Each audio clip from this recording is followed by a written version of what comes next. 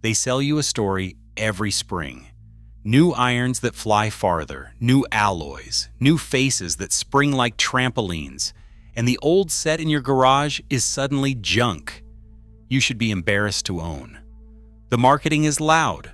The launch monitors at the fitting bay are tuned to make you gasp, and the numbers on the screen always favor the thing with the price tag. But here is what the smart money figured out a long time ago. A growing number of serious golfers are quietly walking past the new releases and buying clubs built in the 1990s. Not out of nostalgia, out of math. They have done the testing, they have hit the shots, and they have decided that a 30-year-old set of irons does almost everything a brand new one does for a fraction of the cost. There is one honest exception to all of this, and we will get to it, because pretending it does not exist would make the rest of this dishonest. First, let me show you why the industry needs you to believe your old clubs are garbage. Think about how a golf equipment company actually makes money. They cannot sell you the same set twice. The clubs are forged steel and machined heads that last for decades if you do not abuse them. A well-kept set of irons from 1994 will outlive most of the people reading the box it came in. So the entire business depends on convincing you that last season's technology is obsolete, that the gear you bought 5 years ago is holding you back, and that real improvement is always one purchase away. That is not a conspiracy. It is just the shape of the business. Every industry that sells durable goods has the same problem, and they all solve it the same way, by manufacturing the feeling that you are falling behind. Golf does this better than almost anyone because the sport is hard and golfers are desperate. When you slice 3 balls into the trees on a Saturday morning, you are not in a logical state of mind. You are ready to believe that the answer is a new driver, a new shaft, a new set of irons with a thinner face and a lower center of gravity. The marketing meets you exactly there, at your most frustrated, and it whispers that the problem is your equipment and not your swing. So you watch the slow-motion footage of a launch monitor. You see a vintage forged blade iron sitting next to the newest release like a museum piece. And you start to feel that owning old clubs is a kind of failure. That feeling is the product. The irons are almost an afterthought.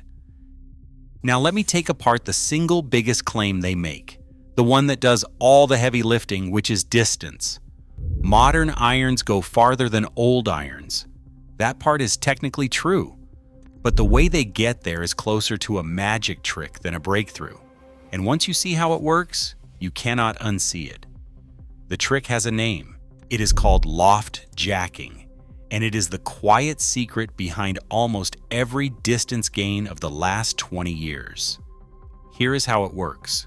Every iron has a loft, the angle of the face that determines how high and how far the ball goes.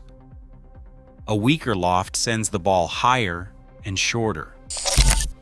A stronger loft sends it lower and farther. For most of golf history, those lofts were fairly standard, so a 6-iron from one brand flew about the same distance as a 6-iron from another. Then the manufacturers realized they could simply bend the lofts stronger and stamp the same number on the sole. A modern 6-iron is built at roughly 28 degrees of loft. A 6-iron from the 1990s was closer to 32 degrees. That is a meaningful gap. 4 degrees changes how far a ball travels quite a lot. So when the salesman tells you your new 6-iron flies 10 yards past your old 6-iron, he is right, but he is not telling you that your new 6-iron is essentially an old 5-iron with a different number printed on it. You did not gain distance. You renamed your clubs. Stack a few more pieces on top of that, and the illusion gets even thicker. Engineers push the center of gravity lower and deeper in the head, which launches the ball higher even off that stronger loft. So you get height back that the strong loft would have taken away. They build in lighter, longer shafts that let you swing a hair faster. None of these are lies. They are real pieces of engineering, but added together, they do not represent some enormous leap in what the club can do. They represent a clever rearrangement of the same physics, dressed up and sold as a revolution. Your gaps between clubs get muddier. Your wedges multiply to cover the holes at the bottom, and you pay for the privilege every time. So if the distance is half a marketing trick, the obvious question is, how do the old clubs actually perform when you put them head to head against the new ones? Not in theory, on a real launch monitor, hitting real shots, measuring real numbers.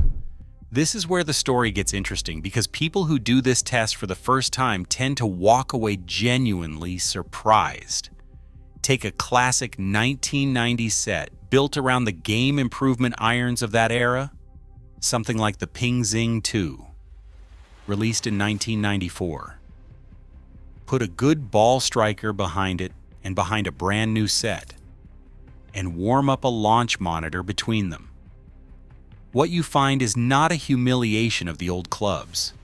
What you find is that the vintage set is roughly a club to a club and a bit shorter across the bag. That sounds like a lot until you remember the loft jacking we just talked about. A big chunk of that gap is not the new clubs being better, it is the new clubs being de-lofted. And in the part of the bag that actually decides your scores, the short irons and the wedges, the gap shrinks to almost nothing. Those are the clubs you hit into greens, the clubs that determine whether you make par or bogey, and a 30-year-old 8-iron will put the ball on the green just as reliably as a new one in the hands of someone who can hit it. That is the part the fitting bay does not want to dwell on. The clubs that matter most for scoring are exactly the clubs where the old gear holds up best. The new technology shows its biggest advantage in the long irons, the 4 and 5 iron, which are the hardest clubs to hit, and the ones most golfers should not even be carrying.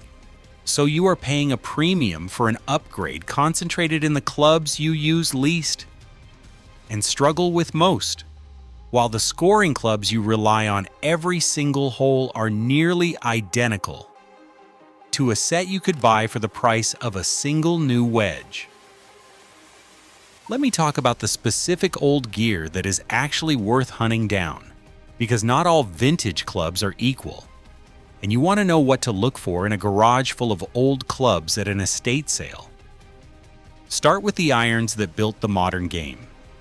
The Ping I-2 and its 1990 sibling, the Zing 2, were not crude antiques. They were the pioneers of game improvement design. Perimeter weighting, where the mass is pushed out to the edges of the head.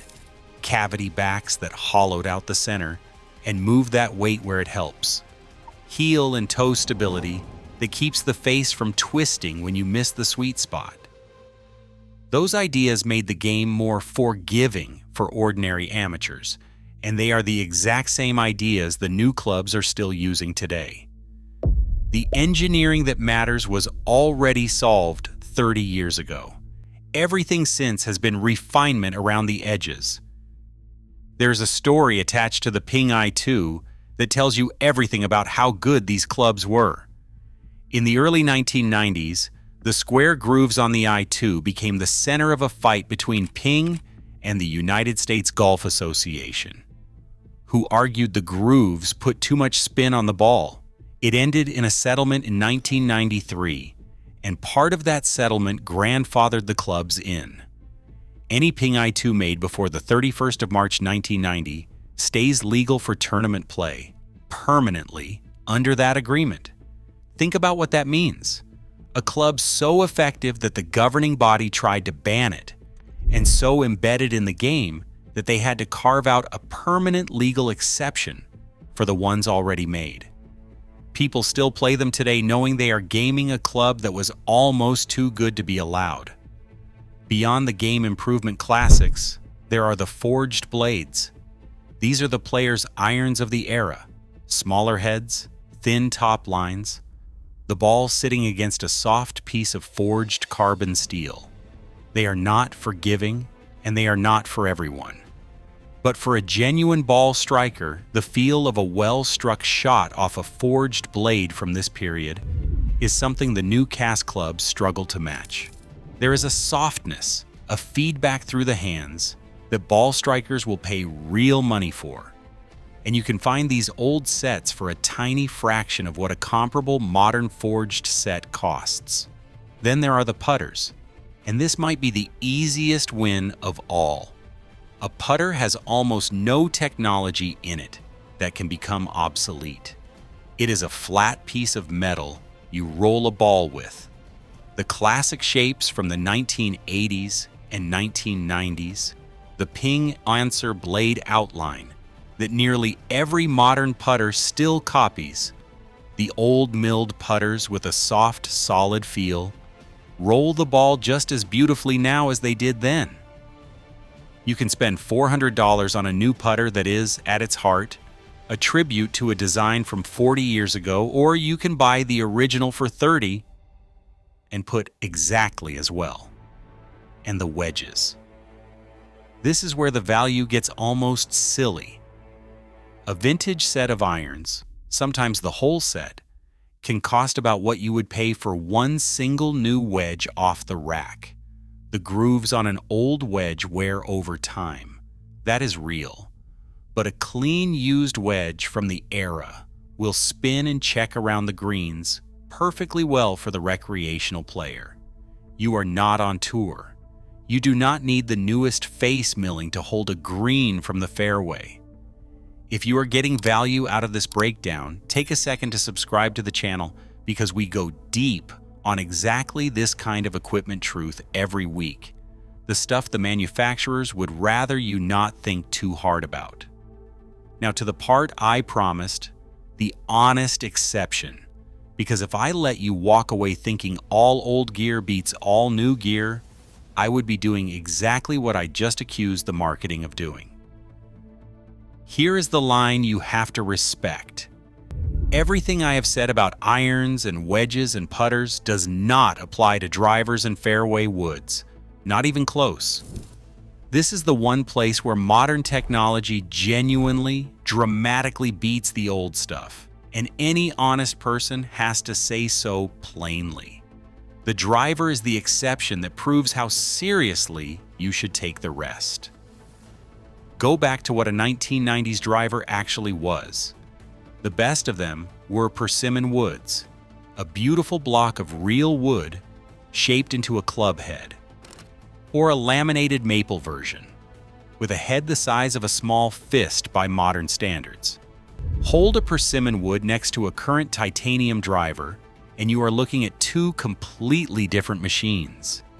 The modern driver is a large, hollow titanium head with a thin, springy face that acts like a trampoline, a deep, low center of gravity, and a sweet spot that forgives, misses the old wood would have punished severely. The gap is not a club. The gap is enormous. A modern titanium driver will carry roughly 30 yards past a persimmon wood for the same swing. 30 yards off the tee is not a rounding error. It is the difference between a wedge and a mid-iron into the green on every par 4 you play. So why does anyone still swing persimmon? They do it for love. There are golfers who treasure the feel of flush contact on real wood, the sound it makes, the connection to how the game used to be played. It is a beautiful thing and I respect it completely, but I will not dress it up as a performance decision because it is not one. Persimmon woods are a labor of love, a hobby inside the hobby, and the people who play them know exactly what they are giving up. They are choosing nostalgia with their eyes open. If your goal is to shoot the lowest number you can, you put a modern driver in the bag and you do not look back. That carve-out is not a weakness in the argument for old irons. It is the proof that the argument is honest, Because someone just trying to sell you old clubs would tell you the persimmon goes just as far. It does not. And now you know which voice to trust. Let me close the loop on the money, because for a lot of golfers, this is where the whole thing actually lands. New clubs are one of the worst spending decisions in all of sport when you look at what happens to their value.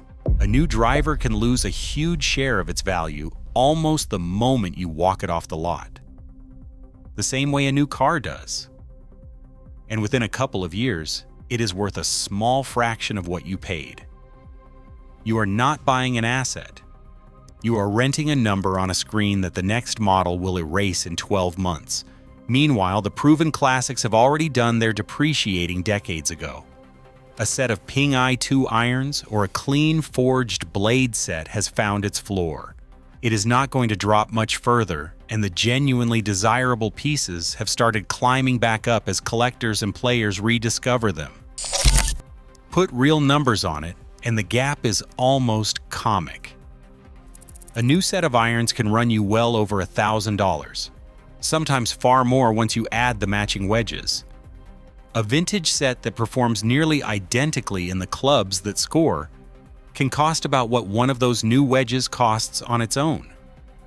You could buy the old set, spend nothing more, and pocket the difference. Or you could buy the new set and watch most of that money evaporate the first time a newer model gets announced. For the recreational golfer who is honest about their game, that is not a close call. The forged blades feel sublime. The game improvement irons forgive your misses, the old putter rolls pure, and your wallet survives the season intact. So who is the smart golfer in the title? It is not the person who refuses all new technology out of stubbornness, and it is not the collector hoarding clubs they never hit. The smart golfer is the one who knows exactly where the money is worth spending and where it is being wasted. They spend on the driver because that is the one place the technology truly delivers, and maybe on a fairway wood for the same reason. Then they go hunting through the old gear for the irons, the wedges, and the putter, where 30 years of marketing has been selling polish as if it were progress. They let the manufacturers fund the research, they wait, and they buy the proven classics for pennies on the dollar once the hype has moved on to the next thing. That is the whole game. Know what actually improved and pay for it. Know what only got rebranded and refuse to pay twice. The set in your garage might be closer to the cutting edge than the salesman wants you to believe. And the smartest players in your group are the ones quietly playing 30-year-old irons and outscoring the guy who just spent $2,000 to rename his clubs. If this changed how you look at the clubs in your bag, let me know in the comments which vintage set you would hunt for first, and I will see you in the next one.